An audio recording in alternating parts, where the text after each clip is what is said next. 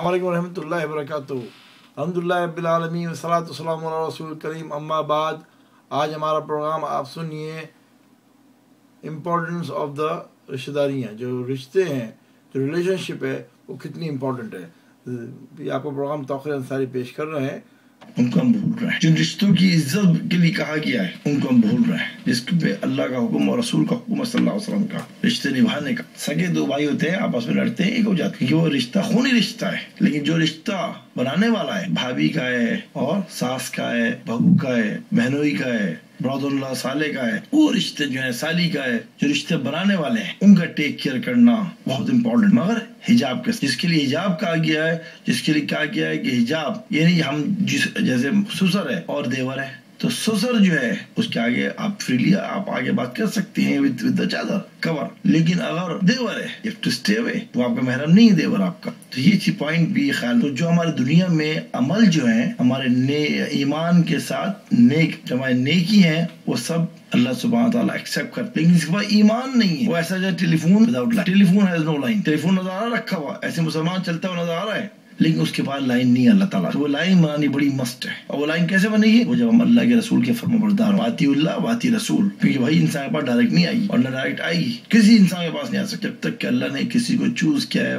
जैसे मोहम्मद सल्लल्लाहु अलैहि वसल्लम को आखिरी पैगंबर चूज किया है, तो उनके अलावा और किसी पर वही नहीं आ सकता। तो हमें ये नहीं सोचना चाहिए भाई इल्हाम और ये चीजें नहीं, वो चीजें जो अल्लाह ने पहले कुरान में बता दी है, हमें कुरान को फॉलो करना है। हमें अल्लाह के रसूल का जो हुक्म है कि किस तरह कुरान को फॉलो करना है, हमें वो तलाश रहनी चाहिए मरते दम तक। हम ये आयतों किस तरह से हमारे नबी ने बताया हम इस तरह करेंगे, सल्लल्लाहु अलैहि वसल्लम ने बताया हमें। लेकिन हम अपनी तरफ से कोई इबादत नहीं बनाएंगे, हमारे दिल चाहने भी इबादत नहीं होगी। हम उसका कोई रिप्लेसमेंट ढूंढने का, भाई अच्छा क्रिश्चियन जो है वो जो है क्या नाम है बर्थडे करते हैं तो हम उसकी कोई रास्ता निकाल लें, ऐसा नहीं है। हमें ऐसे रास्ते नहीं निकालने, हमें कोई चीज भी ऐसी नहीं करनी है जो हमारे अल्लाह का हुक्म नहीं। ईमान की अंडरस्टैंडिंग ऐसी है और ईमान में चलना ऐसे है जैसे शार्प तलवार, शार्प बहुत ही शार्प जो तेज तलवार, उस पर आप वॉक कर रहे हैं, कहीं पे भी कट सकता है आदमी, कहीं किसी वक्त भी ईमान लूज कर सकता है, कुफर में जा सकता है। इसलिए उसकी दुआएं हैं कि अल्लाह मुझे कुफर से बचा, मुझे गुर्बत से बचा। क्यों गुर्बत से बचा? क्योंकि गुर्बत में जाके इंसान हर कदम उठाने तैयार हो जाता है, वहाँ पर टेस्ट है। उसको हम मांगेंगे नहीं अल्लाह ताला से कि अल्लाह हमें तू बचा,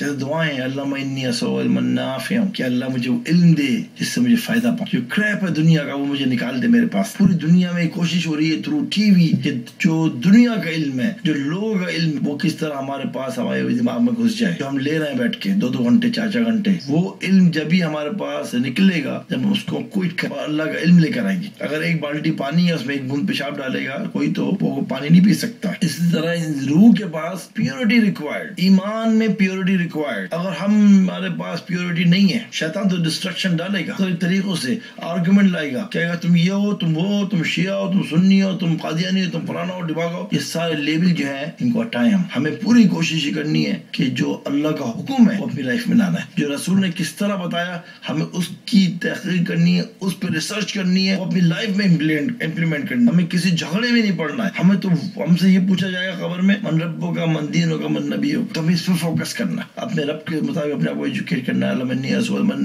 अल्लाह मुझे वो इल्म दे जिससे मुझे फायदा पहुंचे। मैं लेबल लेके नहीं जाना, मैं लेबल में भाई एक ही होना चाहिए, इसकी एक्सेप्टेंस है।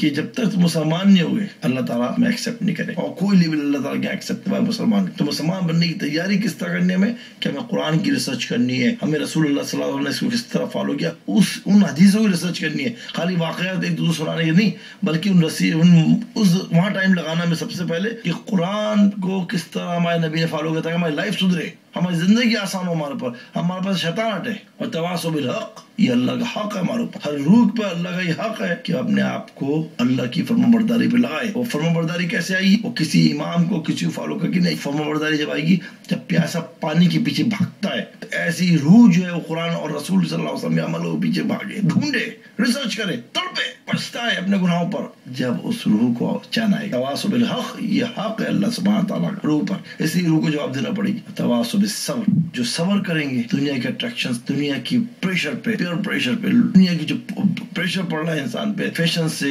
सोसाइटी से, इधर से उधर से, एजुकेशन से, कि लोग क्या कहेंगे, तो उस पर सबर नहीं आएगा, लोग क्या कहेंगे, उस वक्त तक हम और आप कामयाब नहीं हो सकते हैं। हम मुसलमान उसी वक्त हमारे मुसलमान लेवल का सहाबा किराम ने अपनी हर चीज लाइफ को बदला, ہر چیز کو چھوڑا اور ایک ہی جھنڈا پکڑا ہے. صحابہ کرام کے پاس اور کوئی لیبل نہیں تھا, ایک ہی لیبل تھا. جب ان سے پوچھتے تھے تو وہ یہ بتلاتے تھے میں ایران کا ہوں, میں افغانستان کا ہوں, میں پاکستان کا ہوں. وہ نہیں بتاتے تھے, وہ کہتے میں مسلمان ہوں. جب تک مسلمان کی کوالٹی نہیں آئے گی اس وقت تک مسلمان جو ہے وہ بھٹکتا پھرتا رہے گا, ذلیل ہوتا رہے گا, تڑپتا رہے گا, سارے میں رہے گا. تو ہمیں خسارے سے نکالنا اپنے آپ. تو ہر انڈیویجل کو یہ انڈیویجل ایفرٹس ہیں, یہ نہیں کہ جب تک ہمارا صحیح لیڈر نہیں آئے گا. لیڈر آئے گا کہاں سے؟ شریعت تو اپنے پاس سے اسٹارٹ ہوتی ہے. ہمیں خود کو اپنے آپ کو پریکٹس میں لانا, تواصوا بالحق و تواصوا بالصبر. اور صبر جب آئے گا ہمارے پاس دنیا کے اٹریکشنز پہ تو ہمارے ایکسپینسز خود بخود کٹ ڈاؤن, سکون آ جائے گا ہمارے پاس. ہمیں بھاگنا نہیں پڑے گا, ہماری بیوی کو بھاگنا نہیں پڑے گا, ہماری بچی کو ذلیل نہیں ہونا پڑے گا. کوئی ہنسلا کو مذاق اڑا رہا, کہیں جا رہی ہے اکیلی جا رہی, نہ میں کیا میں اس کا اپنا جواب دینا ہے, اس کا جواب دینا ہے. ایک بچی, ایک عورت, ایک بھائی, شوہر, باپ, بیٹا, 4 لوگ تو کیونکہ اتنی اس کے پاس رسپانسبلٹی ہے. بچی کے پاس اس نے جنریشن ریز کرنی ہے. وہ اتنا قیمتی پرل ہے. وہ بچی جو ہے وہ پیراڈائز کی جو ہے وہ چابی ہے, کی ٹو پیراڈائز. یہ بچی کو جو ہم نے سمجھ رہے ہیں, بچی کو ہم بس ہماری خدا مرد بن جائے بچی اور مردوزہ روڈ پہ بھاگے, یہ ہماری غلط فہمی ہے. ہماری جو کوشش ہونی چاہیے, ہماری کوشش ہونی چاہیے کہ ہماری بچی گھریلو ہو,